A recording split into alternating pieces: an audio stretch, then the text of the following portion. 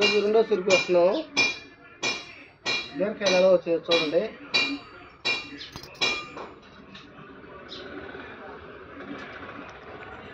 ఈ విధంగా చిన్న గార్డెన్ ఉన్నా సరే వేసుకొని మనం బ్రహ్మాండంగా పండించుకోవచ్చు. మీరు కూడా ట్రై చేయాలంటే కామెంట్లో పెట్టండి, నేను మీకు రిప్లై ఇస్తాను. ఇవన్నీ ఎలా చేసామనేది కూడా చెప్తాను. ఈజీగా పండించుకోవచ్చు. మనం కుండీల్లో కూడా పెట్టుకోవచ్చు, కాకపోతే మనకి స్థలం ఉందని చెప్పి ఇట్లా పెట్టాను.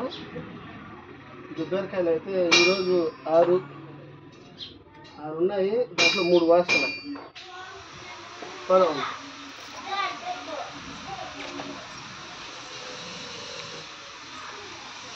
చూసాను కదా, ఈ చిన్న కొమ్మ వాలిపోయింది ఉంది.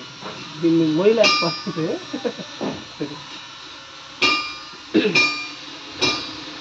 రెండు బాగా లేత పెడతాయి.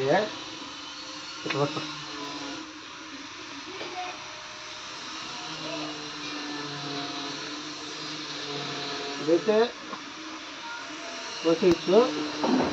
ఇవి కూడా కోసుకున్నాం.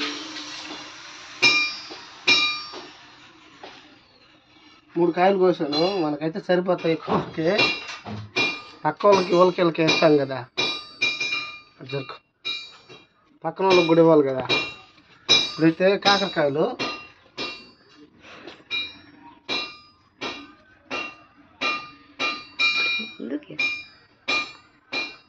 ఉన్నాయి కదా, దాంట్లో కూడా చేసుకోవచ్చు. కాకరకాయలు అయితే లైట్గా 4 వచ్చాయి.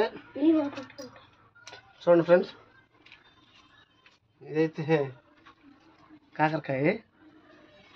ఇక్కడ ఒకటి ఉంది.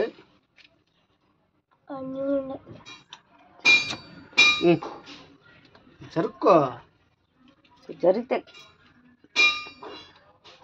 జరుక్కో ఆ కాయలు కావచ్చేది మొత్తం కవర్ అవుతుంది. ఇప్పుడైతే ఇవి 2, ఇది 1, 3 కోసుకున్నాము. ఇవైతే పొడుగు కాకర ఏందని తెలియట్లేదు. ఇంకా వదిలేస్తే పెద్ద అవుతుందేమో.